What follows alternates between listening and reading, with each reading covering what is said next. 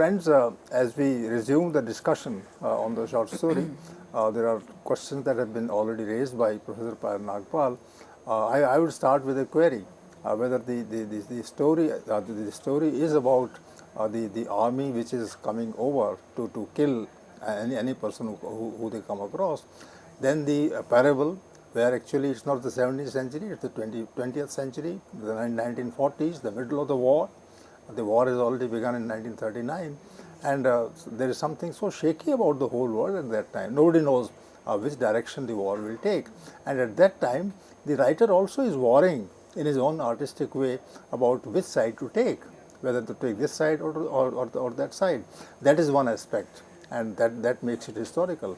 The second aspect is about the existing institutions like marriage, which legitimize a child or do not accept it as one of the family. And the family structure then, is so brutal in its aspects. The woman who didn't have anything to do with the child, she adopts and accepts the child, whereas the other woman, whom I would call a bourgeois woman, because she is more interested in her own personal looks and wear and dress and cosmetics and whatever, and she wants to look a beautiful person, but then the mother is lost in the process of impressing on her part people with her own looks and her beauty, so to say. So the story is not about as much as about the fate of the child, who is always going to remain a child, but then about the situation in which the child and the woman who identifies herself with him is there. So the story has so many dimensions, and perhaps those dimensions could not be finally covered to the satisfaction of the author in the short story form, and hence the novel, hence the play. So these are the things that occur to me because of the complexity that you shared, with the viewers here. So please continue, and let's see more about the short story. I'll just begin by responding to what you said about the parable and the 30 Years' War and what it is in the play. So it's different in the play, it's different in the story. About the war and this conflict between the Catholics and the Protestants, it's something that is again, Brecht, of course, typical of his writing, brings in humor. That when she goes back, when the child is taken away from Anna, she goes back to the tannery and so on, and tries to say that, well, this is a Protestant child and so on. But by that time, there has been a resolution between the Catholics and the Protestants. So it's not so much the parable is not so much at work here as it is in the play. Which is why I began by saying that it follows, really speaking, what the short story is meant to be. So if one reads it, one can read it as an independent short story, but it becomes so much more interesting for us as readers when we also look at it in the context of the play, and how there are absolutely different things that Brecht is doing, kind of building around it, where this remains at the center, the whole idea about the child and, the biological mother and the foster mother. But the parable is about land right at the beginning. And there are so many ways in which this story also appears modern, because we are talking 17th century, and then here is somebody who's running a tannery and appears to be an independent business, whereas that possibility was not so likely back then, and industrialization was around the corner. But there is an element of modernity that Brecht probably wants to kind of bring in. So to get back to the story, now the situation, as Professor Prakash rightly pointed out, about the brutality of the family. So not only is the child's legitimacy incumbent on the father, but the woman also is, her survival too depends on the existence of a husband. So he has to be there, dead or alive, but in some form, the connection with the husband has to be there. So now, again, Brecht and his typical wit with the humor also becomes very interesting, and if one reads into it, very dark also. So they have to now, brother and sister have to look for a husband. And so they look for a dying cottager in a nearby village, and he stays in his hovel, and he's an ordinary man, who's a worker, and she marries this sick man because the idea is that any day she will get to hear of his death, and the death certificate is going to be her license to continue to stay with her brother. And unfortunately for Anna, this man immediately after, so she goes and she gets married to this man and comes back to her brother's place. But immediately after that, this man becomes very healthy. And when the brother comes back, he brought bad tidings. And on entering the hut, he had found the doomed man sitting at the table in shirt sleeves, having supper, chewing away with his mouth full. He was completely restored. Now she learnt that her husband was a man in his 50s, worn out by toil, in fact, what a cottager would be. So now Anna does not know how to respond to this. First, she has a child, which is not her child, but she's made this child her own, and now she has a husband to deal with. So it's at one level there is humor, but at another level one realizes that all this is imposed on Anna through the expectations of a patriarchal society that wants women to have to be within the institution of marriage. So and Anna is very clear that she will not, Anna, who's shown to be very, very docile throughout and very sensitive and loving, but she is also very certain that she is not going to stay with this man for the she just entered into marriage because of the child, and she will not do anything beyond that. And with this, Anna, who wants to run away now because the sister-in-law is also kind of getting after her, she does not know what to do. She falls ill. And so, and one fine day she realizes that she better kind of, get up and get into action, because she sees that the child is, not even properly taken care of. And but she has she takes care of the child.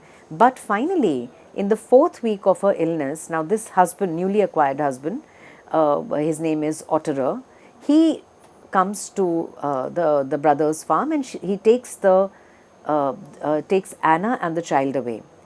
And Anna does not resist this. So the narrative tells us she let this happen without a word. So she accepts this, and it's a very strange, relationship that is there between Otterer and Anna. So, it's almost as if, two human beings who are caught in a situation, and she finally lets this situation take over so that she can recover from her illness. And the indication is that probably she is not taken care of properly in her brother's house. So slowly she regained her strength, and small wonder on the cottager's thin soup. But one morning she noticed how dirty and neglected the child looked, and resolutely got up. So she decides that now again she has to move from this arrangement. It remains an arrangement. She makes it very clear to this cottager that she is not going to be staying with him. But she recovers, and then she runs away from the cottager's hovel. And she's very weak, and she can't go very far. And it's important to note how the attitude of the people has also changed. So here is Anna, who's so kind and generous that she's to save this child's life. She makes this child her own. But at the same time, Brecht tells us, as a result of the war, people in the villages had grown very suspicious and stingy. So, she sprains her foot and she's lying in a ditch.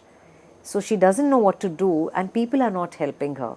This is, it shows how the war impacts humanity, and where people want to kind of, preserve whatever little that they have.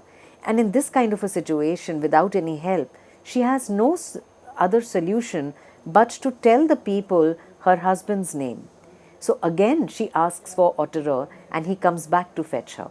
So here in this story, I think this aspect is quite developed. And Otterer does not speak anything. He does not say anything. He places no demands on her. But he's just there. And she continues to stay there. And after this, she does not try to run away from this farm. And, she continues to stay there and work and toil and take care of the child. And the man is neither unkind to her, and, the little boy gets to eat. So, Here, I would request Professor Prakash to please comment on, what you really think about this kind of a relationship that somewhere Brecht places at the center of the story, not so much, I think, in the play. Yes, that's the pertinent question to be raised, because earlier it was the man who was ill, now it's the woman who is ill.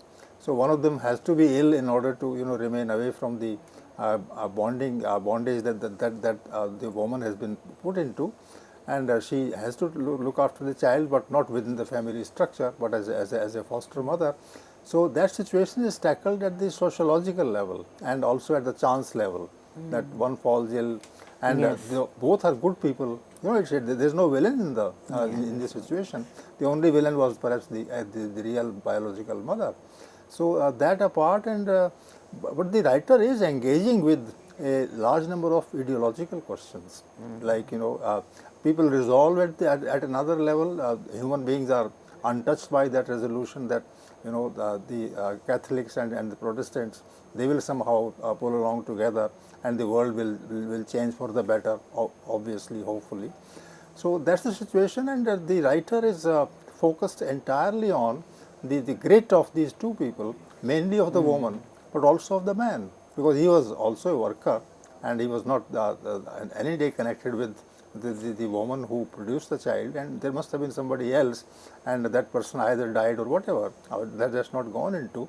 But then the story centers around the child and the mother, directly or indirectly. And there, you accepted the word brutality quite sufficiently. The structure actually is completely non-existent in the case of the child, in the case of the woman. But she has her own witty ways to confront the situation, and I really like the story for that reason, and perhaps the play could not have captured this aspect, so he was focusing entirely on the situation of the woman. Yes, and I think somewhere Brecht is also saying that despite this particular situation where this man is in his 50s and so on, there is greater humanity in the workers than there is in the bourgeois class. In fact, the bourgeois class probably is completely devoid in this case of humanity and is absolutely brutal in its approach, thinking more about where the mother's thinking more about the jewels and packing clothes and so on. So, so this child is in the story. To conclude, the child is taken away, and now the issue is who does the child belong to? So she goes as to hint that the Protestants had stolen her child, but she gets to know that now times have changed, and peace has been concluded between the Catholics and the Protestants. And at this point of time, a very important character is introduced. He is known as the judge Ignaz Dollinger. And Ignaz Dollinger, in this case, an Azdak in the play. Now, he is known for, very interestingly, both qualities are given to him, his boorishness and his erudition. And he is known to be the Elector of Bavaria. So, he's described also in, a very interesting manner. He's the short but immensely corpulent old man sat in a tiny bare room between piles of documents and listened to her only very briefly. The sense that, probably he's not giving enough attention, but what he's absorbing or what Anna is telling him is something we realize later. So, for some minutes, he studied her face closely and waved her aside with a snort. So, and he asks her a question that, are you after the tannery? Because there is sizable property that goes with it. And he also asks her, is he yours? She says, yes. If I could just keep him until he can say all the words. So far, he only knows 7. So it's the fact that she is the mother who has taken care of the child is something that the narrative keeps emphasizing again and again. And we know that the judge, that's old Dollinger, he's known for his what is called down-to-earth proceedings and biting remarks. And here, this is different. I think Azdak's character is developed again, certainly along these lines, but made to seem the boorishness is probably emphasized more. So, Judge Dollinger, finally, he's described as a mountain of flesh sitting within a closed metal gate. And so the case begins, and he questions Frau Zwingli and wants to know whether she had not simply lost her head at the time of the attack and abandoned the child. So she says in astonishment that she had not abandoned her child. And Judge Dollinger cleared his throat and asked her with some interest whether she believed that no mother could abandon her child. And Frau Zwingli says, yes, certainly no mother can abandon a child because that is her claim to the child. And then the judge, of course, boorish that he is, he says that a mother who did so, don't you think she ought to have her behind thrashed, regardless of how many skirts she wore over it? So the judge is, of course, kind of putting certain words and statements in her mouth and pushing her to a corner, because he by now knows that the mother had certainly abandoned the child. And when Anna talks about fear, Anna too concocts a story about this being, her illegitimate child who's left with the relatives and so on. But he says that at least one person has acknowledged the element of fear when Anna talks about it. And he says that he was glad to be able to establish that there was fear in the minds of people. And so he's finally unable to resolve, because both of them present their side of the story. Now, whose story is correct? Whose claim is correct is what the story is asking us. Would you like to comment on the role of the law or the legal authority here? Because he has a role to play, and that that role may be negative or positive. Is that important for Brecht in this short story? I think Brecht, in both the short story and the play, is giving us a judge who understands the loopholes in the law and who also understands how the law may not work in favor of people who are underprivileged.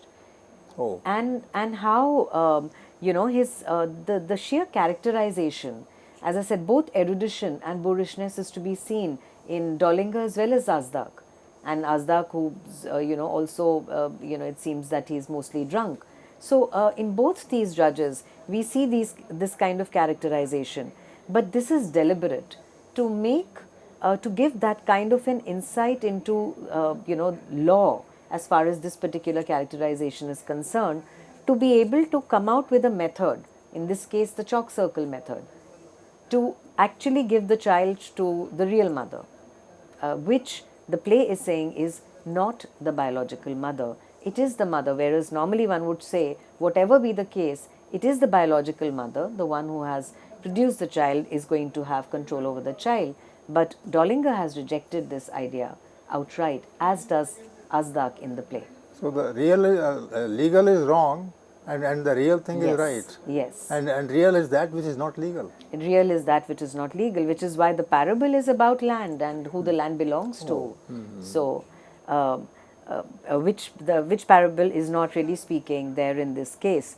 And so he says that it has not been established as to who the real mother is. And we've heard of fathers dodging their duty and not wanting to be fathers, the roguist. But here are two mothers both laying claim. So the indication is that fathers don't want to be fathers, but there is a mother who's decided not to be the mother. And so he says that he's now going to refer to an old book. The reference is, of course, the story is there in the Bible. And he says that the simple basic idea, so going back to the question raised by Professor Prakash about the legality, where the laws that have been laid down, the legality that is there in books of law, that in a sense has been rejected. It is not fulfilling enough, and he goes to an old book, and the book is not specified, but we know that this is also a biblical story. So the simple basic idea of the test with the chalk circle will identify the real mother. And so he finally says that we know who the right mother is. So when Anna, the foster mother, she lets go of the child, and Frau Zwingli exercises great pressure in pulling the child away. Old Dollinger's response at this point is important. He says, take the child away from the slut, she would tear him to pieces in cold blood. So, and he nods to Anna and leaves. So the rumor doing round, the story ends on this note, that in the following weeks The peasants round about, who were pretty wide awake, talked of how the judge, on awarding the child to the woman from Mering, had winked at her. So the idea that he had supported, in a sense, of course, Anna. So this is the story is about the child is at the center of it, but the idea is the question that the story is raising and is asking us is about the human question and how do we exist in society? How do we live in society? And here I would like to also bring in the concept that this is also the time where the modernist, the high modernist period is kind of almost done, and the short story genre in the hands of the modernists is very, very different. But even during that period, and there are stories that Brecht has written during that period also, these stories might be fragments at time, but they do not use things like the stream of consciousness technique or the or play around with time in that sense. Brecht uses the genre of the short story to ask, as you rightly pointed out, certain ideological questions, and this is again something that he also does in this particular story. I'm curious about one thing, the way you have narrated the story. This story is written at the height of war. Yes. 1940 is the most violent period in European history, and if not world history. So, is that war somehow directly, indirectly reflected in the story?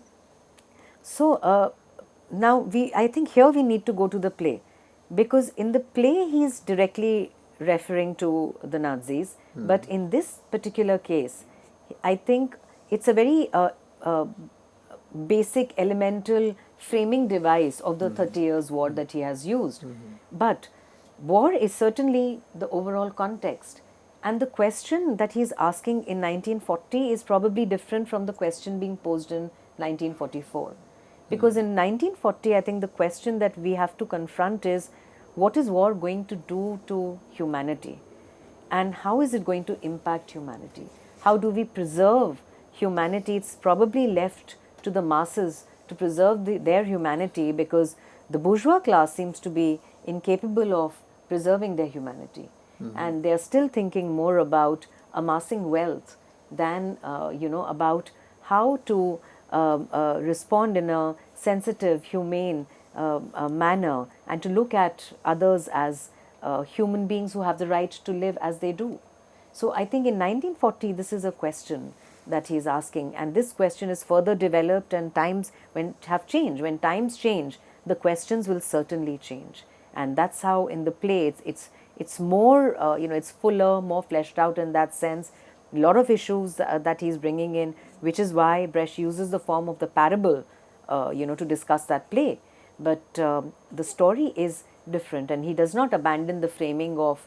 And I think the 30 Years' War also, because he wants to bring in the context of the war.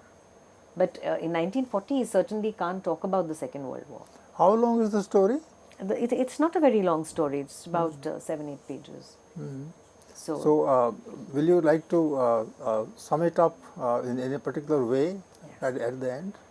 So, what I would say here is that Brecht, who we know as a playwright, has written many short stories, and some of these short stories, for instance, there is one particular short story about a woman it's just 2 pages, and in fact less than 2 pages, but it's an early story, I think from the 1920s or 30s, and 1920s most likely, where this is about a woman who's she's abandoned by the husband. He says he's going off somewhere and he'll be back after some time, and that she should look after the farm and everything. Now, she has no clue about what she's supposed to do, and gradually she ends up losing the farm, and one fine day gets up and realizes that her brother has cheated her, she's lost everything, and finally the husband comes, and she goes and she just hugs him, and he's initially angry, but realizing how withered she has become and so on, there is a kind of tenderness in him too. So the story does not lead. The reason I mention this is the story does not lead anywhere. It's a moment. It captures a certain idea.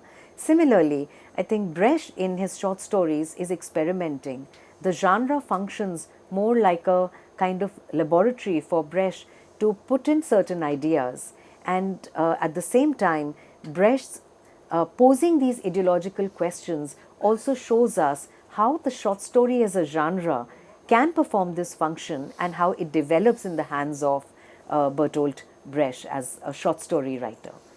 So friends, we conclude this story with the comments that Professor Par Nagpal has shared with us. And the story actually is a kind of parable. It's a kind of a problem also. It's a kind of paradox. There are no resolutions here, but then a situation has been presented, and that situation is highly disturbing. So maybe that is the crux of the war at that time that is going on. But the writer is able to tell the story not about the war, but about something else, but that reflects upon the war as well.